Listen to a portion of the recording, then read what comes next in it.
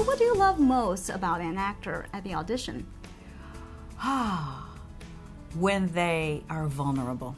Vulnerability and authenticity. Those are my two favorite words to describe our favorite actors around. People who are willing to say, here's who I really am. Take it or leave it.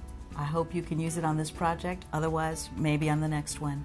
Or instead of people sitting in the lobby looking around going, I see what they're looking for, now I'll be that. No, we're looking for the true you. So that's what we love and crave, and just, we are inspired. In fact, if anybody asked me what's a prerequisite to being a casting director for voices, I'd say inspiration. I'm someone who's easily inspired by someone, and then I can inspire the buyer by presenting those voices. Yeah. Wow, that's so great. Well, what's your pet peeve? Well, let's see. Let's see. We have to know. Well, first of all, lateness. We are very respectful of talent. Unlike in many on-camera situations, at Kalmenson, if your audition call time is 11:05, the door will open and you will be brought into the recording booth, mic set for you, game conditions at 11:05. What this means is showing up on time means showing up early. Not, I got there at 11:05, you haven't even looked at the script. Right. You know, so that's one pet peeve.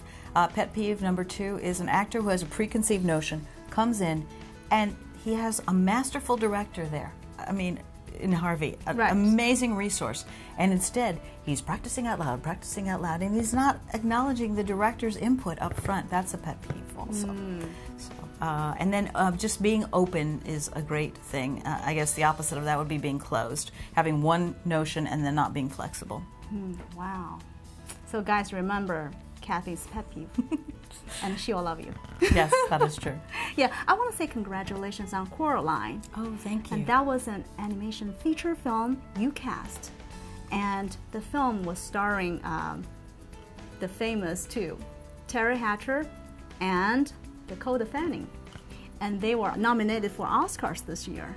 That's very true. Yeah, so can you tell us about the casting process? Yes, well, I will tell you that in Coraline, the majority of the voiceover casting was done, I would say, you know, way before we got into it. And there was one particular role that we cast, and that is called Ghost Girl.